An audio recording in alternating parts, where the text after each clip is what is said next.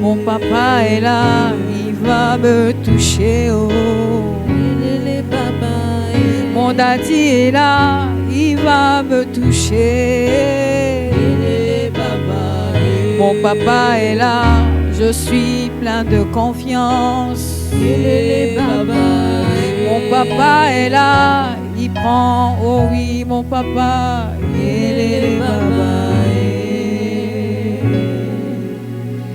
Ah, est-ce qu'un racheté peut acclamer Jésus ce soir? Acclame puissamment Jésus.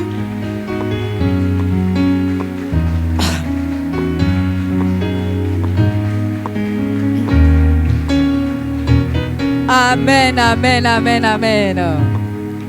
Que le Seigneur nous bénisse. Est-ce que tu as salué ton frère, ta soeur qui est juste à côté de toi? Dis-lui bonne arrivée, voisin, voisine. Offre-lui ton plus beau sourire ce soir.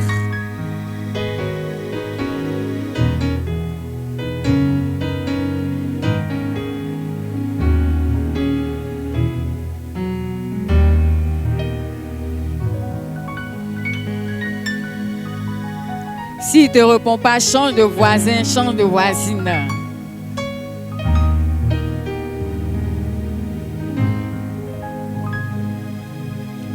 Amen. Ton amen est un peu un amen glacial, façon. Alléluia. On va prendre ensemble nos Bibles.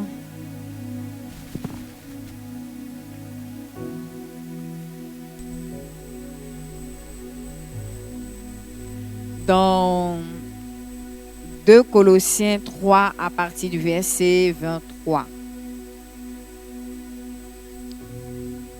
Colossiens 3, pardon, à partir du verset 23.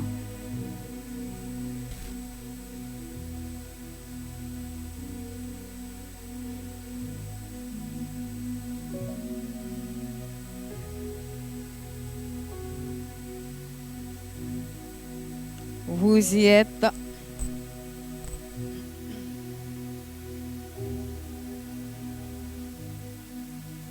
On lit ensemble. Tout ce que vous faites, faites-le de bon cœur, comme pour le Seigneur, et non pour des hommes. Verset 24.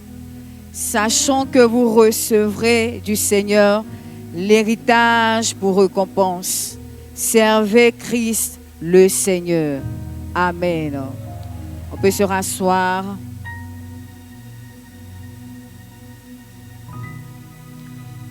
On rend grâce à Dieu pour les chantres.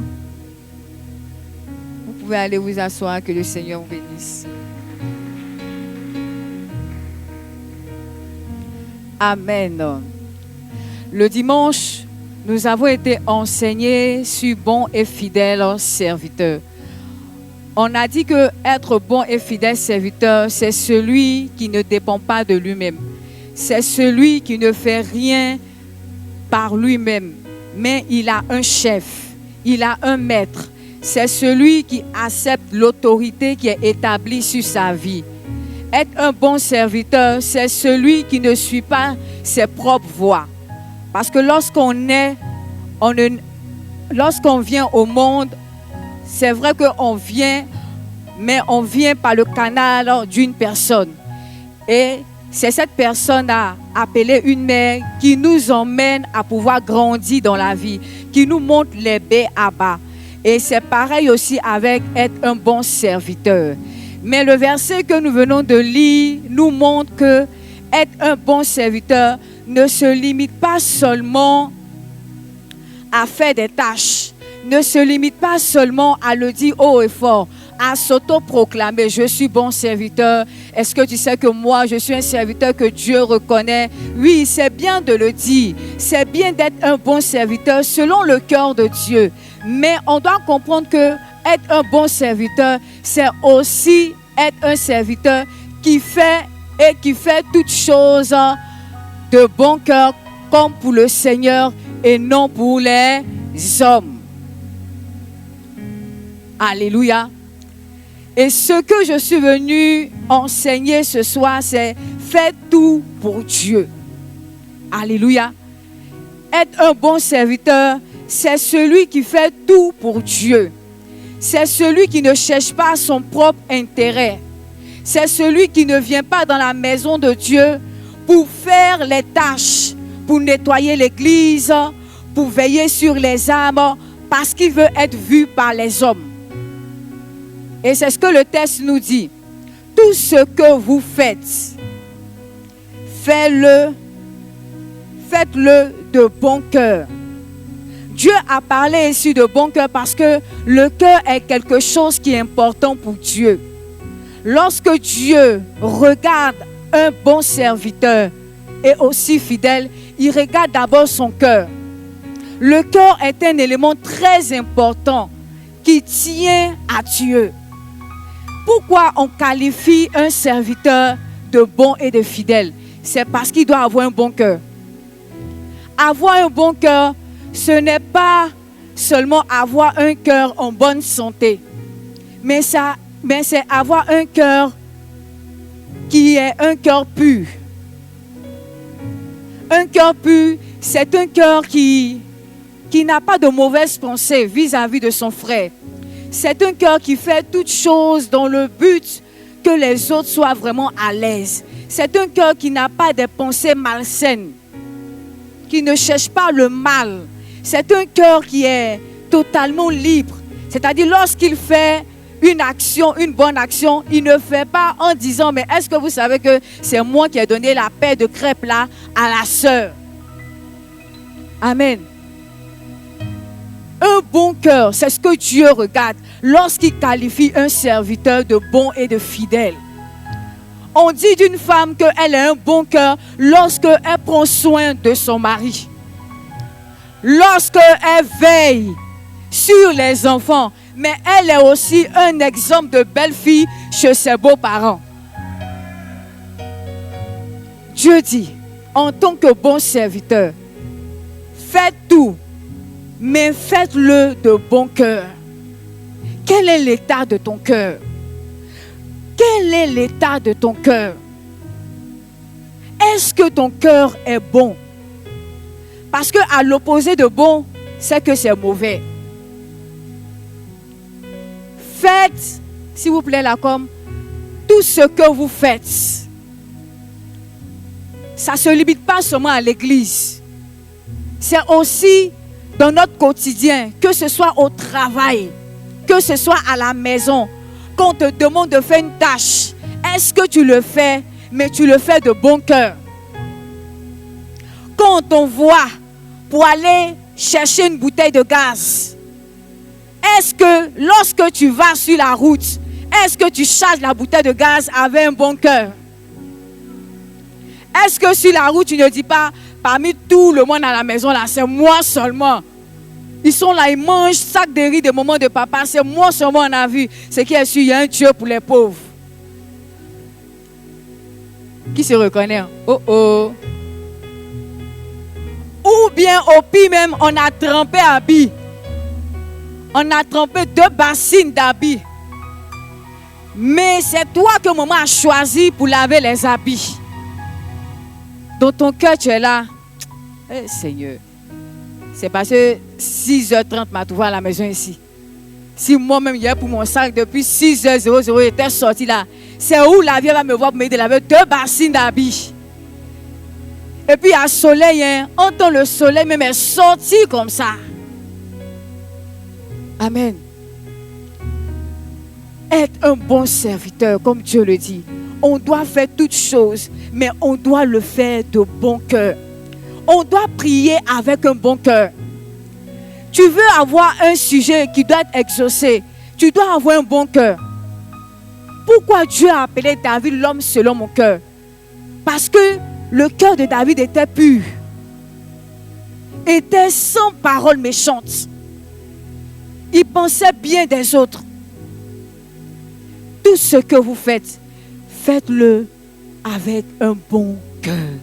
Même si tu viens placer les chaises, que c'est toi seulement qu'on a pu avoir en tant que portier, fais-le de. Si c'est toi qu'on a pris pour venir chanter à la dernière minute, tu dois le faire de. Dieu n'a pas dit tout ce qu'on fait, on doit le faire d'une partie ou bien quand on le veut de bon cœur. Il dit on doit tout faire, mais avec un bon cœur. Même si on te prend pour venir diriger à la dernière minute, tu dois venir servir Dieu avec un bon. Tu ne dois pas venir dire non, parmi tout le monde là, toujours c'est moi le pneu secours. Sans le savoir, souvent quand on doit choisir quelqu'un et que ça tombe sur toi, dis-toi que c'est une grâce. Dis-toi que c'est Dieu qui a choisi que toi-même tu sois là. Servir Dieu, c'est une grâce. Même si on t'appelle, ne serait-ce que pour venir laver les toilettes, dis-toi que waouh, Seigneur, je remercie le ciel parce qu'aujourd'hui, je vais laver toutes les toilettes de Arbre de Vie. J'ai dit ça, mais dans le cœur là-bas, là. Amen. Et le verset encore nous dit, comme pour le Seigneur et non pour les hommes. Tout ce qu'on fait dans la maison de Dieu, ce n'est pas à cause d'un homme. Je suis venu réveiller les motivations d'un serviteur. Je suis venu challenger quelqu'un. On ne fait pas l'œuvre de Dieu parce qu'on attend quelque chose en retour. Être un bon serviteur, selon le cœur de Dieu, c'est être un serviteur qui sait, mais en n'attendant rien en retour. Si tu attends quelque chose en retour, tu seras déçu de la vie. Tu seras déçu de la vie. Notre Dieu est celui qui est le rémunérateur. Ce n'est pas un homme qui va payer pour toi, mais c'est Dieu même qui va te payer. Dieu est un bon employeur. Il est un bon employeur. Il est celui-là quand il paye. Toi-même tu es là et tu dis, c'est comme ça mon papa paye. Il paye au-delà de tes attentes. Il paye au-delà même de ce que tu ne peux imaginer. Quand Dieu veut te bénir, Dieu ne va pas regarder le nombre d'années que tu as servi. Il te donne même Gouassou comme ça. Oui. Il te donne Gouassou. Il ne dit pas non, je vais calculer en fonction de tes heures. Parce que quand tu travailles dans une entreprise, on calcule en fonction des heures que tu as travaillé. Si on sait qu'il y a une heure tu n'es pas venu, on fait moins dans ton salaire. Encore Dieu, lui, te paye. Lui, il ne cherche pas si tu es venu un samedi, si tu es venu un mercredi, mais il regarde le sacrifice que tu as mis dans ton service, le cœur, les nuits que tu as traversées, le fait que tu as pris de ton argent, tu n'avais pas de quoi manger, mais tu es venu et puis tu as sémé dans l'œuvre de Dieu. Et Dieu te le donne au centuple. Dieu ne va pas te donner au centuple, 100 fois ce que tu as sémé dans la maison de Dieu. 100 fois. C'est pourquoi les offrandes que tu fais dans la maison de Dieu ne sont pas vaines. Que ce soit pour la construction, que ce soit les offrandes ordinaires, continue de s'aimer dans la maison de Dieu. Continue de travailler dans l'entreprise de Dieu. Amen. Et toujours dans le même verset, il dit, comme pour le Seigneur et non pour des hommes. Ne cherche pas à être vu par ton responsable. Ne cherche pas à être vu par pasteur Ruth. Ne cherche pas à être vu par ton AP ou bien ton patriarche. Si Dieu te voit, si Dieu, parmi tout le monde, a vu le travail et le service que tu fais, le ciel se met comme un seul homme en ta faveur. Tout ce qu'on fait, on doit le faire pour Dieu. On doit filmer pour Dieu. On doit chasser les démons pour Dieu. L'œuvre qu'on fait, ce n'est pas l'œuvre d'un homme. C'est pourquoi souvent il y a certaines personnes qui peuvent ne pas venir à l'église, même mercredi. Parce qu'ils se disent que non, si c'est telle personne qui prêche, je ne sens pas que Dieu peut passer par là pour me parler.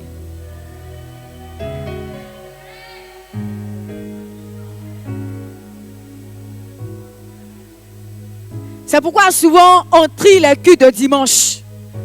Si tu sais que c'est à cause de Dieu que tu viens, si tu sais que tu es membre de l'Assemblée Arbre de Vie, tu vas te lever à 5 heures du matin pour venir, ne serait-ce que t'apprêter. 6 heures, tu viens faire la prière de serviteur. Tu es là jusqu'à ce que tous les cultes finissent.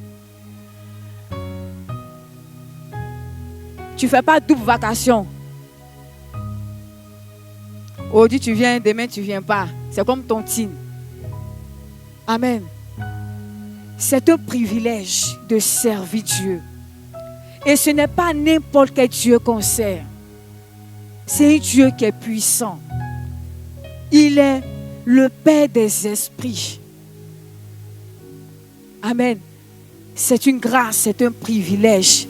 Mais souvent, on sait que lorsque on sert dans la maison de Dieu, on est souvent confronté à des obstacles.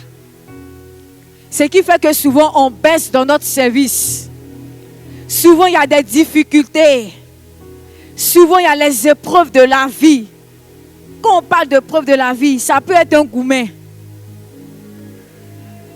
Oui. Ça peut être un fort gourmet.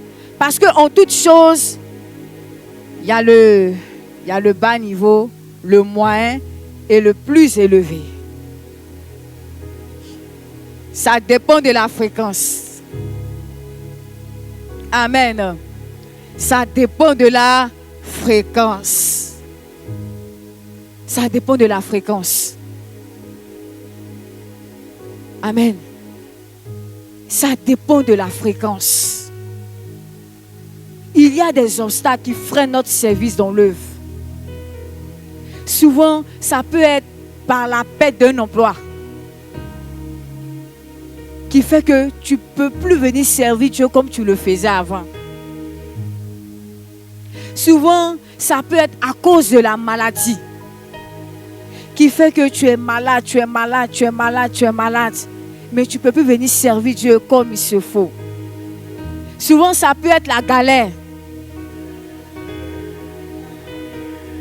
Galère seulement là. Tout le monde vit galère actuellement. Amen.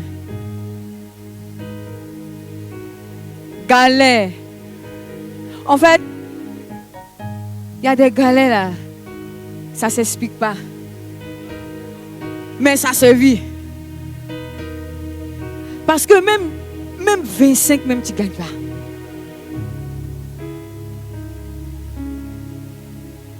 Reçois la grâce de l'abondance financière dans ta vie. Amen.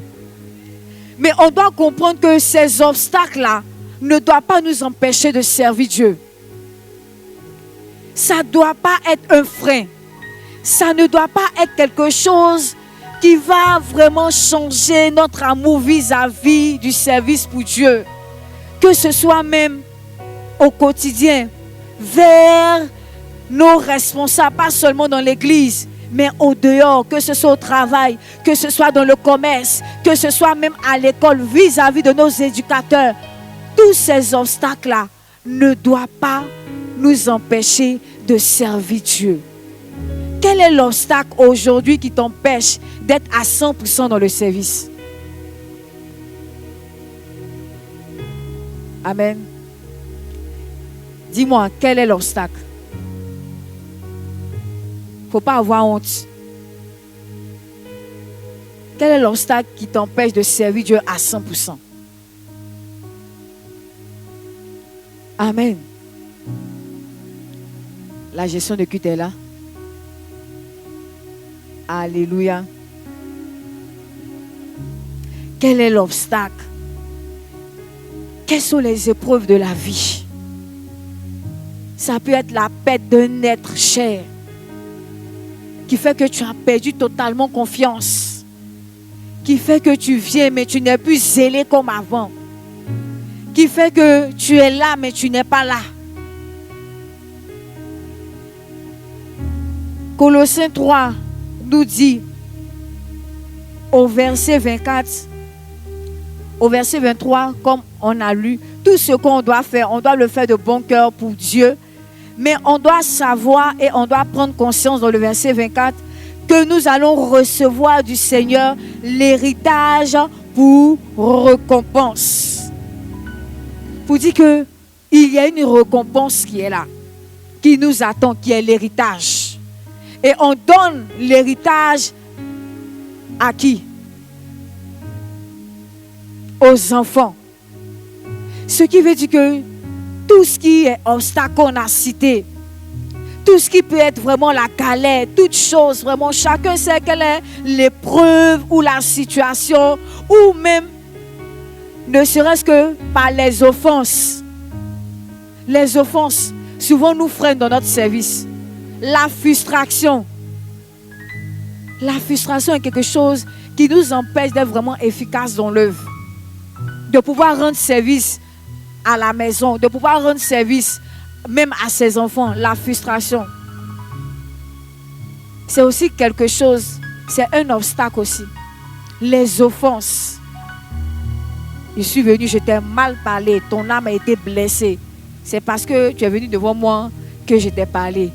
Demain là, est-ce que tu vas venir me dire que la sœur, est-ce que tu sais que je peux t'aider?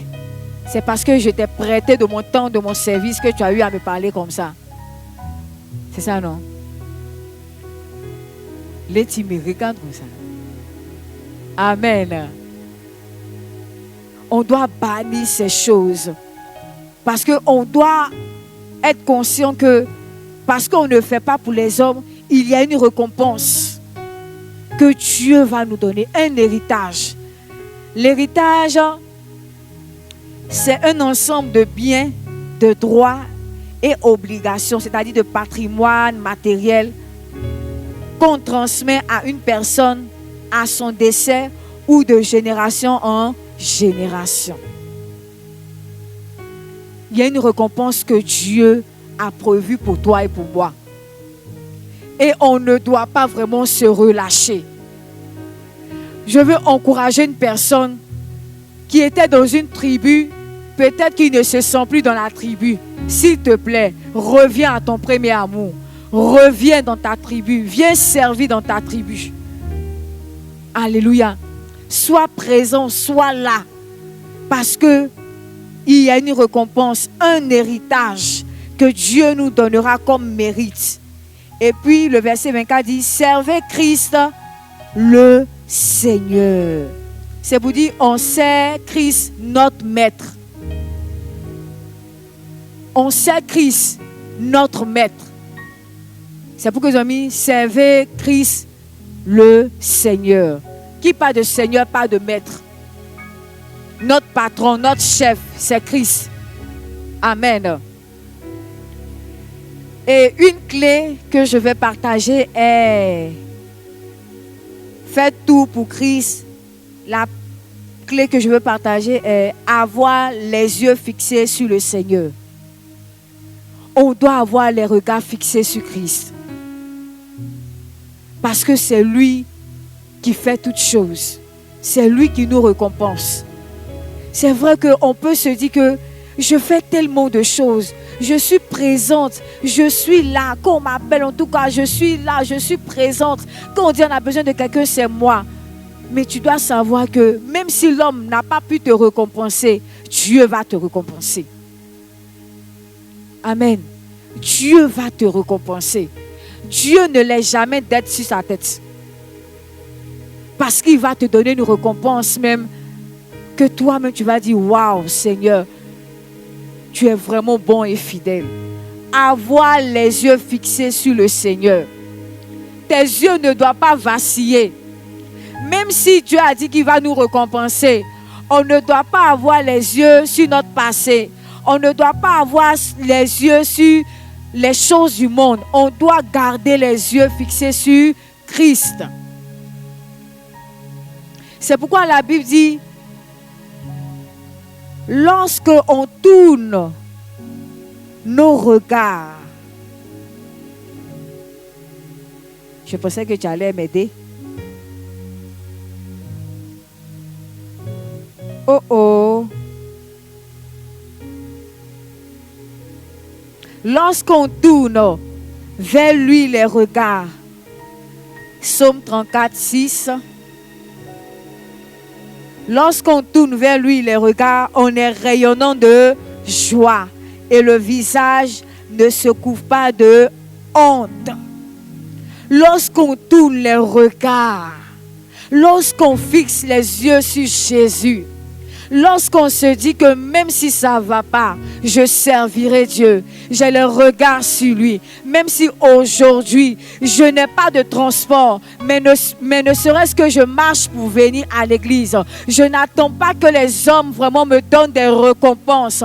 Parce que je sais que mon Rédempteur est vivant. La Bible dit qu'on est rayonnant de joie. C'est pour dire que ton visage scintille de joie. Et ce n'est pas la joie que les hommes donnent. C'est la joie divine. Elle te fait rire sans même que tu aies quelque chose en retour. La joie divine, c'est la joie que Dieu nous donne. Tu te lèves le matin et puis tu es là. Et puis tu danses, tu danses, tu danses, tu danses. On pense que tu as gagné millions. Mais tu as gagné plus que millions. Tu as gagné plus. Remettez mon verset là comme... On est rayonnant. On est rempli de joie. On a le visage qui n'est pas vraiment dans l'amertume.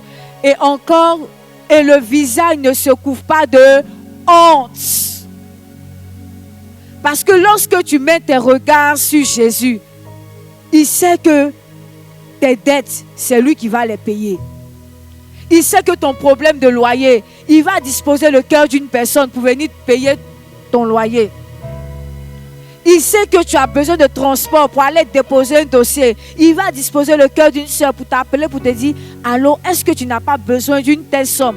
Ne serait-ce que peut-être 100 000. Dieu m'a mis à cœur de t'envoyer les 100 000. Quand on tourne vers lui les regards, tu dis à Dieu, Seigneur, je n'ai personne si ce n'est que toi. Je n'ai personne. Quand je regarde devant, quand je regarde derrière, tout ce que j'ai, ce n'est que toi. Parce que je sais que tu ne vas pas m'abandonner. Et je sais que même si les hommes m'abandonnent aujourd'hui, toi, tu me prends par la main. Et Seigneur, mon lendemain est assuré en toi. Amen. Mon lendemain est assuré en toi. Souvent, on pense que Dieu n'est pas à l'œuvre. Le silence de Dieu est une réponse. Dieu travaille dans le silence. Tout faire pour Dieu. Et tu dois avoir les regards fixés sur lui. Et les regards fixés sur lui. Il est la solution. Il est celui qui saura penser chaque blessure de ton cœur. Il est celui qui saura apporter l'exaucement à tes sujets de prière. Si tu es dans l'attente d'un enfant, garde les regards fixés sur Jésus. Si tu es dans l'attente du travail, garde les regards fixés sur Jésus. Ne laisse pas le doute, ne laisse pas le découragement venir vraiment douter de ton Dieu. Il est à l'œuvre. Il est en train de construire quelque chose. Fais-lui simplement confiance. Tu vas voir ce que Dieu va faire dans ta vie. Ce qu'il réserve pour toi est tellement grand. est tellement immense. Amen. C'est ce que je suis venu partager avec toi ce soir. Tu dois tout faire pour Dieu en tant que bon et fidèle serviteur. Que Dieu te bénisse abondamment.